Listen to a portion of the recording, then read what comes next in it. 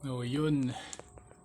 Ito, mag-share na naman ako. Mag-share na naman ako ng isa pa sa mga natutunan ko na tingin ko life hack na naman. Sa tingin ko lang, pakitama na lang ako kung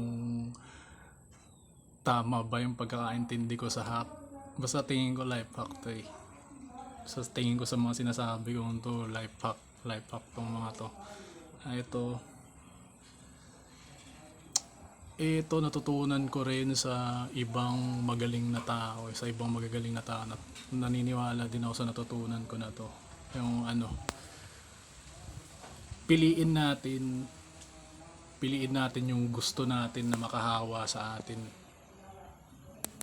Kasi kung ano daw yung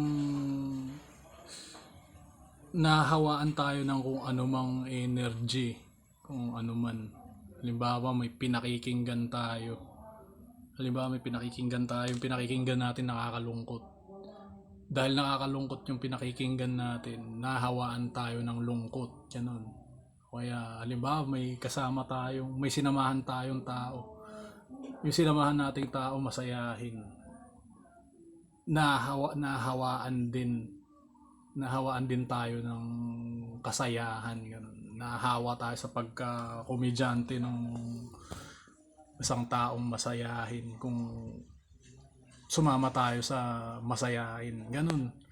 Baga lahat ng posibleng mahawaan tayo ng kahit ano na piliin nating pakinggan o tignan o kung sino mga tao na gusto nating samahan. May kasabihan nga din na yung narinig nyo na rin siguro to, yung tell me who your friends are and I'll tell you who you are. Yung parang ganun yun, parang mukhang ganun din yung ibig sabihin nun eh. Kaya kung yung mga kasama mo ngayon, mahiyain, posible ka rin maging mahiyain kasi mahahawaan ka nga ng pagiging mahiyain.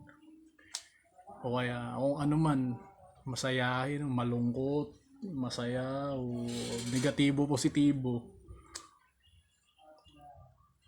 may pagkakataon tayong piliin kung anong gusto nating makahawa sa atin, kung anong klaseng energy yung gusto nating makahawa sa atin, kung positibo ba o negatibo.